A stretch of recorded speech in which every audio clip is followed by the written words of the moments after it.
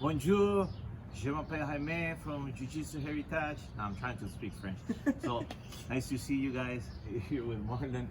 How's it going? Let's let us show you a continuation of the things and the games that you've been playing with your kids, and what will be the next technique that they could be learning from the mount. So as we know, please go, Marlon. Between all the moves that we've been teaching them from here, once they're here, first you have been training with them the game of recovering the guard. You keep them here, they recover the guard. From here you're playing the game of who can pass the legs, and they're just blocking and they go to the side and they try to put me again in the guard, and you move them to the side and they try to put me, and then they get the mount. Once they're in the mount, as you remember, you could put your hands right under here, the armpits. It's actually safer also for them. If you move them to one side, one, move them to the other, two. If you just hold, swim. Here, if they're lower, you move them to the side, head to the other side, head. If they have this concept good, they already know that if they push, you push on the chest. If let's say you push on the chest, they can go one hand, and they already know how to answer the phone, because they're basically answer the phone, pass the leg, and get the armbar. I did it in such a way that you don't have a lot of details, so you don't focus on them. Because what is really happening here, as you as an adult, or the more advanced kids, once you're here, what I'm really doing is I'm switching my body forward. I'm trapping his arm with my body, passing the leg, and go.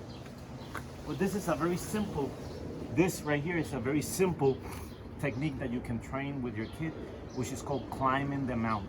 So when they're low, here is very good, it's safe, but if it is a still position. They can get in a even better mount from here, in which they put one hand under the other person's arm. You see how my hand goes under Coach Martin's? And the way I teach this to my kids is to crawl or walk your hand upwards. So they go like 1, 2, 3, 4, 5, like the little fingers. Once the hand is up, I need to feel this void, so I put my knee, boom. You see I go low in the other hand.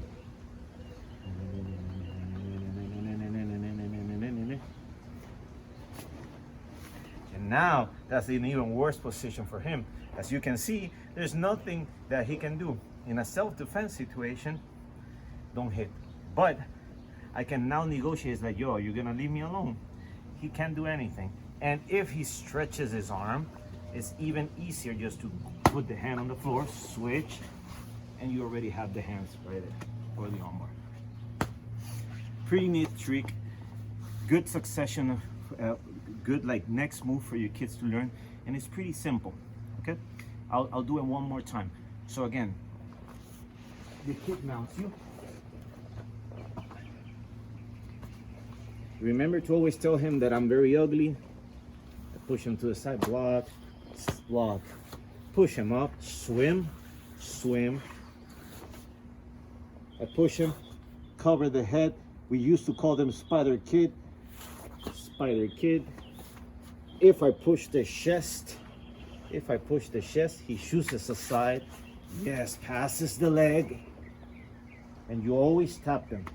Okay, tap, mount.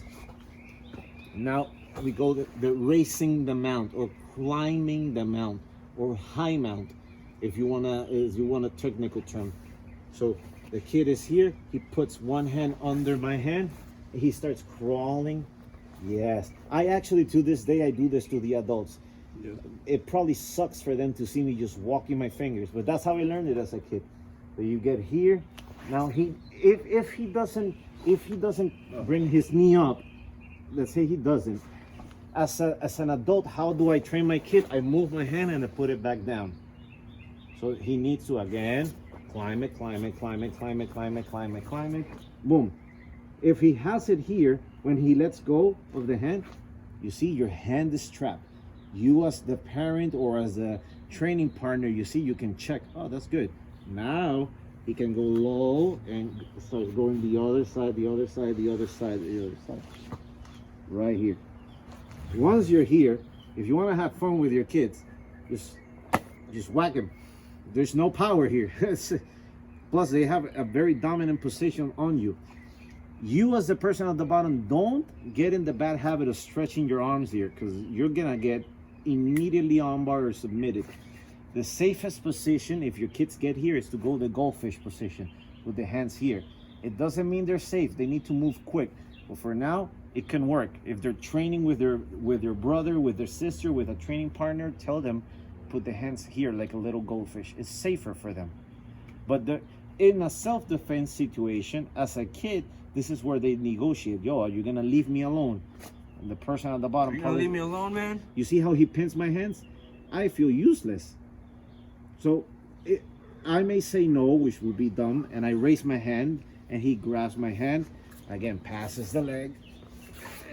Manu sat all his weight on top of me, and that's it. Goes back on top. If it's a grown-up self-defense, you can rain down the pain from here, all right? I want to move. Oh. So, you see us laughing, but I hope there's a silver lining for you, for your family within all this. It's not only the ability to share with them and be together and enjoy more connections, but I truly hope that we go out of this stronger than ever, and we will. So we miss all of you guys, and we'll see you pretty soon. Right? Peace. Stay safe, take it easy.